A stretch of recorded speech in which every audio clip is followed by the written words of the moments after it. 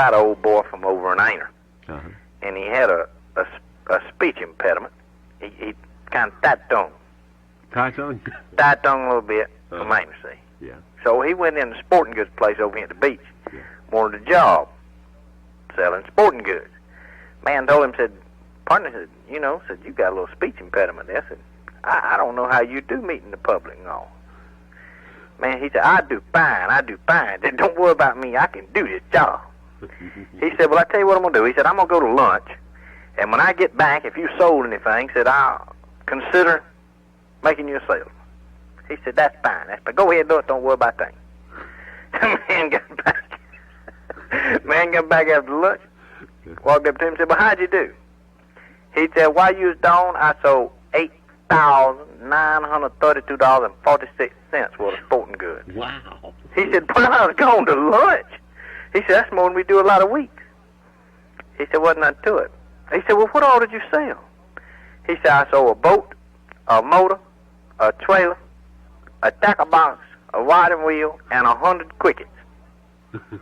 He said, sold them all to one man? He said, yep, one fella bought the whole outfit. He said, he come in the front door, walked up one aisle, down the other aisle, 2 or 3 times, ran around, and stepped up here to the cash register and said, pardon me, mister. Said, do y'all sell tampons?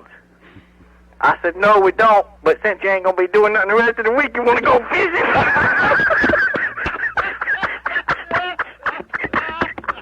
Talk to you later, Bill.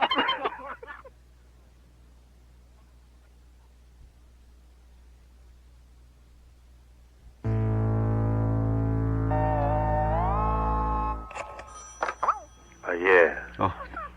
For the free dinner at the Chesapeake House. I'm sorry. I didn't say a word about a free dinner at the Chesapeake House. Yes, I heard it. Who is this?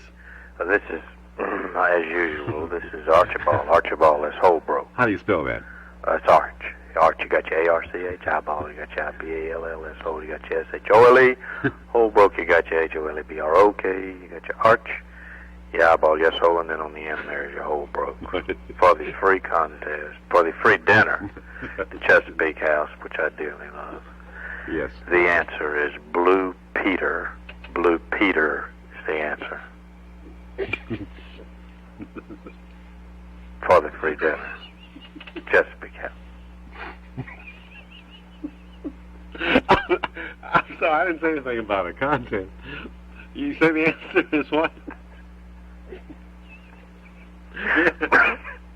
Blue Peter is the answer. Just out of curiosity, what was the question? Or what English sailors run up the flagpole to signify that the ship is made ready for sailing? It's called, the flag's called the Blue Peter. That's run up the flagpole.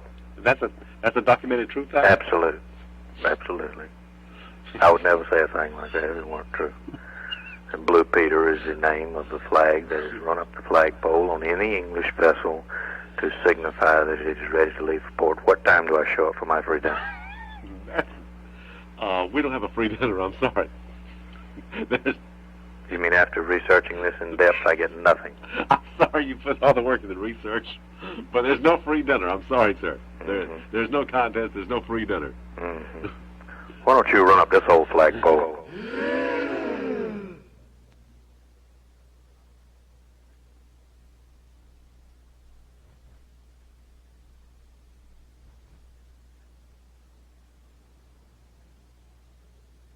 I wanna see you, I wanna see you, I wanna see you naked. I wanna see you, I wanna see you, I wanna see you naked.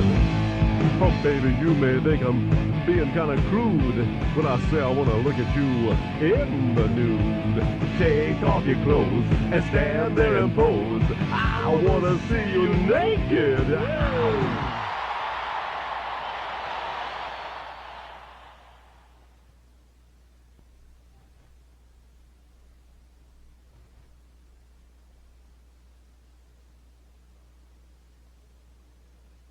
We have from Sally right now, Mr. Ernest Shiat. Mr. Shiat, you with us? Yeah. Yes, This is Ernie Shiat from Sally, South Carolina. How long have you been cooking chitlins, Mr. Shiat? Oh, I've been cooking Shiite chitlins now for, 50, 56, 57, 50, almost 60 years. So, in other words, you really know your Shiite chitlins, is that I right? know my Shiite, yes, sir. Shiite chitlins are sought after. Most people won't even, up in this part of the country, won't eat them regular chitlins. They look for the Shiite chitlins. In the regular ones, every now and then you'll find a kernel of corn or something. But you don't have to worry about that when you're eating Shiite. If you're eating Shiite, you're eating the best chitlins there is. And if I can interest you in coming up this weekend, I'd like to feed you some Shiite. I'm busy. But, sir, I understand that Shiite are really the gourmet brand among the chitlins. Is that right? Shiite chitlins? Are they? Yes, well, there's really no comparison. You see, what people do, I'll tell you, I'll give away the family secret. What people do is, a lot of times, they wash them too good. You know, if you wash them guts too good, you'll get all the Shiite taste out of them. That's the secret to it. You have to leave some of that old-fashioned Shiite in there. That's the only way you can really get a good Shiite chitlin. You get this regular chitlins, they ain't got much taste on them. But Shiite, boy, it's good. When you eating Shiite, you eating the best. I wish you'd come up. I think you'd like eating Shiite chitlins. It's the best there is, you know. Mr. Shiite, thank you very much for being with us today. Well, thank you for calling. And for informing us And remember, Yeah. if you ain't eating Shiite, you ain't eating chitlins.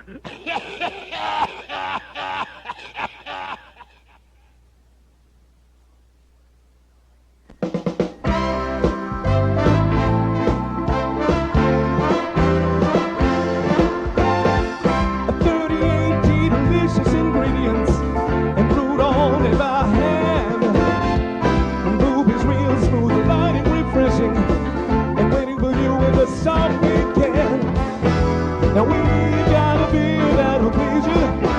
It's more than a mouthful tasted. Grab one up and suck it on down. Get your hands on a booby, don't wait. Grab a booby beer. You gotta get your hands on a booby. Grab a booby tonight. You gotta reach out for a booby beer. It's the one that keeps you feeling just right. Grab a booby.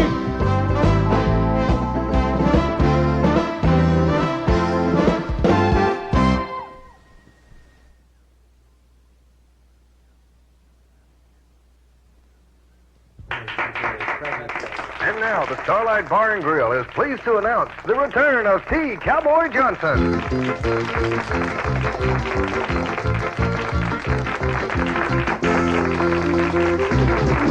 She's got to be the prettiest thing in my life. Only problem is though, she's my best friend's wife. Oh my goodness. We meet in secluded places. Look at those suspicious faces. We feel guilty, but we do it anyway. Thank you so much. Here's another little record we had a lot of luck with a couple of years ago. Went all the way to #1 on the RCA Victor label. It's called She May Be a Little Bit Tacky. She may be just a little bit tacky. She may wear too much makeup on her face, and she may not be real educated. She might even be just a little overweight, but I love her anyway. Thank you. So glad to be back here. And right now, let's do my big hit record, Revolting Situation. Thank you. Oh, what a revolting situation you have got me into this time. You're spending all my money, you know it just ain't right, honey. You're about to make me lose my mind. Oh, what a revolting situation you have got me into this time.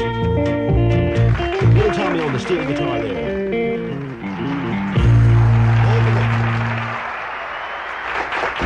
Let's hear it for the great T. Cowboy Johnson.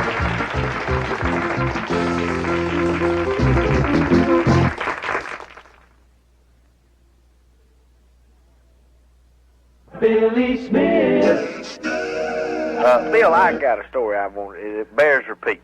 Okay. I had it on my mind this morning. I tell you, I got some sick livestock, and I couldn't help but remember the time. You remember when the mule died over here? Yeah. And me and you was contemplating having to dig that big old hole to put him in. Whew, I was not looking forward to that. Whew. And the old boy across the field over there, Lord bless him, he ain't exactly right, but he means well, as Mary would say. He means well. You know, ain't nothing wrong with him. He means well. Right. He come over and wanted to buy that dead mule for $100. Want to buy a dead mule? Yeah, Bill, I tell you, and the mule was just starting to get, how shall we say, ripe. He was blowing up, if you get, you know what I mean. Just would fit in the back. Two cows had already passed out from the... I mean, it was awful. It was awful. I never did figure out what exactly killed that mule. But anyhow, he did go on to his great reward. And the fella come over and offered me $100 for him. Well, you know, I didn't want to dig the hole. I'd have paid him, you know, to drug him off. Yeah. But he said, I'll give you $100 for him. He said, but you got to help me get him over to my place. So with the help of a block and tackle and me and him sweating for about 2 hours, got him in the back of the truck. Got him over there to his place. I said, okay, now you want to go ahead and pay me? He said, no, said, I want you to help me unload him and take him in the house.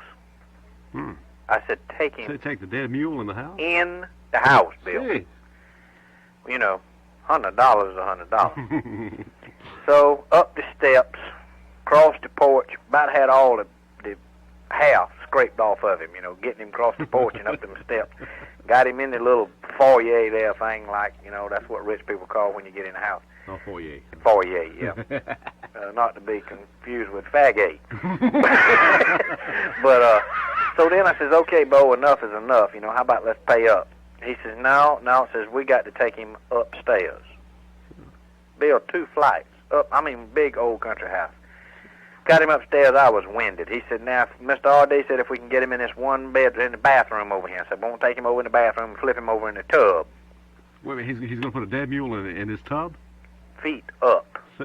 Straight up in the air. The bathtub was full. The mule's legs were sticking straight up. Pulled the shower curtain to and left out. Well, what's it? Bill, I couldn't you believe ask him. You ask him. I couldn't believe it. I said, okay. What is this? What is, you know, I'm glad to get the $100, glad to get rid of the dead mule. Well, what's the scoop on it? He said, Mr. R.D., I got the smartest brother-in-law in the world. Said every day he comes over here. Every day he comes over here. He says, Junior, who is the best baseball player in the world? He said, I don't know nothing about no baseball. He said, Mickey Mantle, you big dummy. Then, follow that right up, who's the best golfer in the world? I don't know nothing about no golf. Arnold Palmer, you big dummy. Smart aleck. Yes, just trying to make me feel so bad, you know. He said, who is the greatest boxer in the world? I don't know. Nothing about that, Mr. R.D. Nothing about it. Muhammad Ali, you big dummy. I said, well, Bo, that's nice, but what's that got to do with the mule? He said, when he comes over here this afternoon from work and comes up that porch and across them steps and in this foyer and up that 2 flights of stairs and into that bathroom and snatches that shower curtain back and hollers downstairs and says, Junior, what's this in here? I'm going to holler a dead mule, you big dummy. Bill, I'll talk to you later.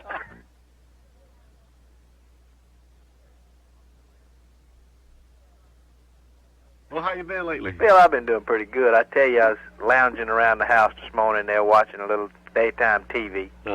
They had a old one of them Lone Ranger cereals, you know, on there. Yeah, the old Lone Ranger? Black and white one. Oh, yeah. I'll tell you something. I never had seen this one before. Well, what was the plot? Well, a bunch of rustlers, the Lone Ranger, he was after him, and a bunch of rustlers caught him and pummeled him within an inch of his life, Bill. My It was awful. And then they had him sitting up on top of silver there with a rope around his neck, fixing to hang him. And one of them said, well, you know, the least we could do is give him one last request. Said, you know, give him whatever he wants. Asked the ranger what he wanted. He said, you know, he said, I believe I'd kind of like to have a cigar. They thought that was kind of a strange request, you know. Mm-hmm. They got him one. He fired it off there, and he was puffing away.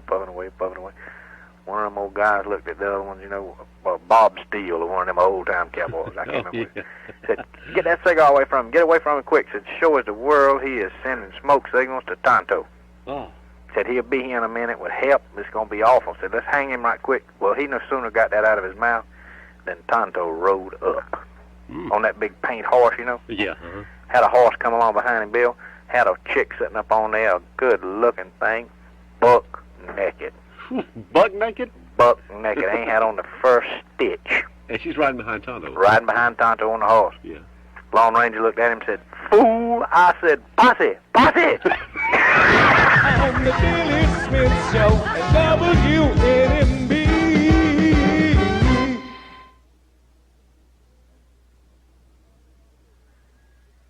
What do you say, R.D.?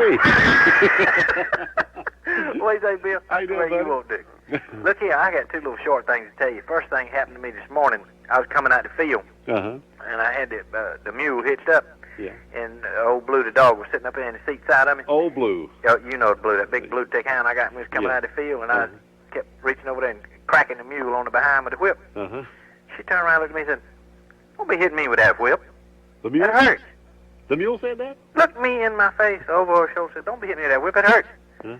I said, good God Almighty, I didn't know that mule could talk. Dog sits beside me, I didn't know he could either. But that ain't the main reason I called. Okay. That was corny enough. Wasn't it? I love that story. This is this is the main reason I called. Okay. You know Bird's sister that was recently divorced. Oh, yeah. She's moved in with us. Oh, yeah. And she's got a little boy with her. He's a cute little fella. I think the world of him.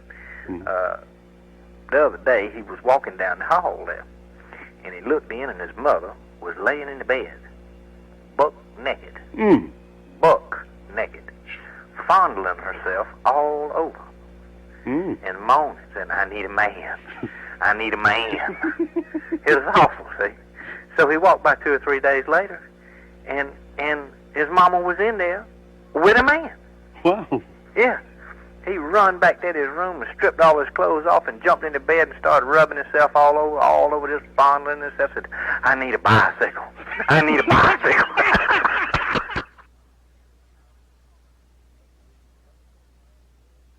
The last story we had on ABC News, really I wouldn't say this if ABC News didn't have it on there, but the victim of a rapist identified her assailant by a tattoo on his penis. Now, we have the judge who presided in that case. Your name, sir, is what? Judge Brisbane. Judge Brisbane? Yes, Judge David Brisbane. Yes. Oh, can I call you Judge Brisbane? Yes, please do call me Judge, but I can hardly hear you, sir. Okay, let me see if I can make an adjustment here. How about now? Is this okay? Yes, I can hear you a little better now, yes. Oh, tell me, can you give us more details about this case? Like I said, it was on ABC News, and it shocked everybody. I had at least 14 phone calls since the last newscast. Yes. Could you give us a little Well, the case details? happened earlier part of the week, sir, and, here in Mississippi, we don't take this kind of thing standing around, so to speak. This is a very, very, very awful case, and I took a personal interest in it in the investigation and set the bond hearing in the case. I see. Now, the details that we got on the newscast was the fact that she identified the attacker by a tattoo on his penis. This is true, yes, that's exactly right. However, I notice a snickering in the background. I don't detect anything humorous about this at all. No, I'm sorry. Certainly the young lady didn't get any humor out of it either. No, I'm sorry. Judge, the fact of the matter is, they didn't tell the rest of the story. We may have to release this fellow. There's conflicting evidence, so to speak. Could you give us the... The young lady identified the man.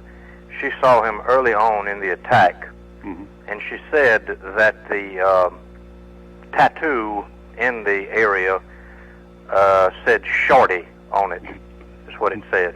It said Shorty, okay. Yes. And we arrested this gentleman and investigated and saw that in fact it was Shorty. However, upon upon arousal, it said shortest truck stop, Chattanooga, Tennessee. And it looks like we may have to release him. I'll keep you up to date on this. Thank you, Judge. Certainly. Thank you for being with us.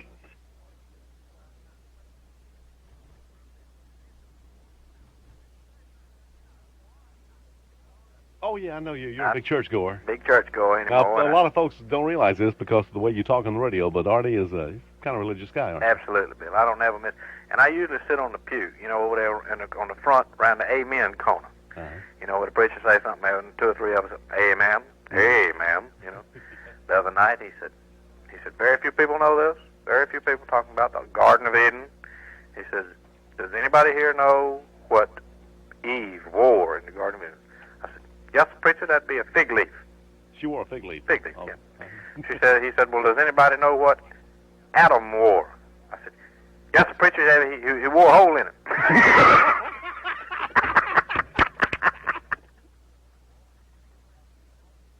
Yeah, I know you have a lot of doctors for friends. Is that right? Yes, Mm-hmm. I do, and a particular one that you and I both know and close to. He was, he and his wife had a little, let's see, how should we say, a little tay-to-tay the other night. A little difference of opinion, in other words. Little fisticuffs. And he bounced one off her nose pretty slick there and started to the door. Got to the door and started out and turned around and figured he, put a little cream on top of the cake. He shouted back at us and said, and you ain't no good in bed either. Yeah, slammed the door and went on out. He got back about 2:30 that morning and eased in the door, and one of these interns from over here at the hospital was in the bed with his wife. He said, what are you doing? She said, I figured I'd get a second opinion if it's all right with you. Bill, I'll talk to you later. I do have somewhat of an interesting story that I picked up this morning you might be interested in hearing. Okay, all right. This fella that you and I both know, he is, well, how shall I say? He is in love with being in love. He just enjoys it. You know what I mean? Yeah, I know what you mean. His wife come over here to the Myrtle Beach to one of these cardiologists, one of these heart doctors, which is, that's a bad thing to start with, come over here to the doctor. You're right. But he come over here to the doctor, and he examined her real good, and he told her, he said, look here, he said, I got some bad news for you. Said, you don't have but one chance. Said, you can't ever make love again. Said, you got a bad heart. Oh, my goodness. I'm talking about, Bill, now we're talking, you can never again. You mean never? Never. Not even on the weekend. You can never. Sort of play around a little bit? Nothing. Oh. Nothing at all. Not even hold hands. Serious. Nothing to upset yourself. She went home, told her husband, said, I got a little bad news. He said, don't worry about it. She totally broke the news. He said, ain't nothing to it. He said, I love you more than I ever loved that. She said, well, now I know you're somewhat of a rounder and all. He said, no. Said, I want you to be with me forever. Mm-hmm. Forever. Don't worry about it.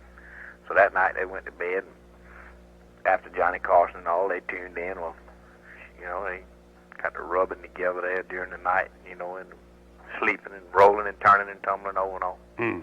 Just the fact that he couldn't do anything made him even that much more excited. I guess so. By this time, she was starting to get excited. He says to her, look, this ain't going to work. Said, this is too dangerous. So what I'm going to do is I'm going to take up sleeping downstairs. So that's the only way that I can possibly save you. She said, well, whatever it takes. So he goes downstairs and starts bunking on the sofa. This goes on for about 2 hours. Both of them, he's laying down there still excited. She's up there still excited. He said, that's it. I can't stand it no more. Jumps off the sofa, goes running up the stairs, bumps into her coming down. She says, I can't stand it. I'm going to commit suicide. He said, go back up there and lay down. I was coming to kill you anyway.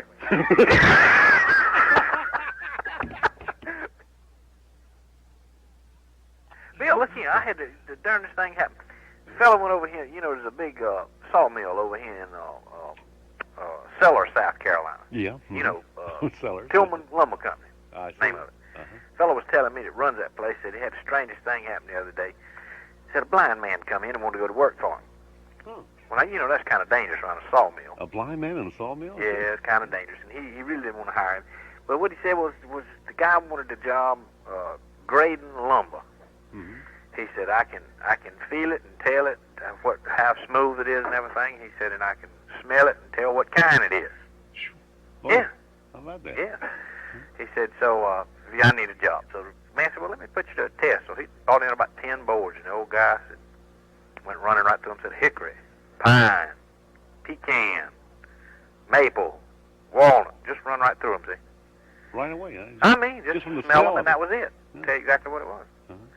So he really didn't want to hire the old boy. So what he did was he slipped out and he told his secretary, he said, look here, I said, I got a man back here I really don't want to hire. I said, don't ask no questions. I said, just take off all your clothes and come in here and lay down on my desk. So she went in and laid down on her back. He told the old guy, I said, one more here. I said, if you can do this here, you got the job. I said, but you can't touch this piece of wood now. All you can do is smell it. I said, now tell me what kind it is. The old boy smelled the girl all over. Smelled the smell. Shook his head, said, gee, I don't know. Said, you got me. Said, could you turn the board over and let me see if I can pick up anything from the grain on the other side? So he nodded to her, and she rolled over on her stomach on the table there, and he smelled up, down, smelled around, around. He got through. He said, boss man, said, this is the first time I ever been tricked before. He said, I can't tell you. I really don't know what kind of lumber it is. He said, but would you give me the job if I can tell you what it was used for? You know. Yeah. Guy said, well, yeah, that sounds like a safe bet to me. He said, I believe it was a toilet seat on a shrimp boat. Bill, I'll talk to you later. Well, me and Bird were sitting around, you know, and she's in the house for a change. She come in off the porch. I usually keep out there with a frock jacked up over her knees, you know, trying to cool off during this hot weather. But she come in the house, and we're sitting there talking, and she says, first one thing led to another, you know, and we got talking about dying and things. I said, look here, if I die, you reckon you'd get married again? She said, no, I don't think so. I said, why, you afraid you couldn't find another one like me? She said, no, I'm scared I might. So I said, well, look here, you know, everybody's got to die. She said, I bet if I died, you'd probably have somebody here in the house in a week, wouldn't you? I said, well, I don't know. I'd probably get married, you know. That's a normal thing to do. Been married all my life. Yeah. Mm-hmm. She said, they'd be in here using my mixer and blender and cooking in my stove and everything, wouldn't it? I said, well, honey, I reckon so. It's all here. We've got to eat and everything. Said, probably be in there taking baths in my big old bathtub and everything, wouldn't it? I said, well, certainly. That's normal, everyday stuff. She said, and be up there probably sleeping in my bed and making love in my bed. I said, well, I reckon so, honey. That's part of it, right? Yeah, I mean, you know what? That's part of life. Yeah. She said, and probably be out there driving that big red truck, too, wouldn't it? I said, no, she can't drive a straight drive. Bill, I'll talk to you later.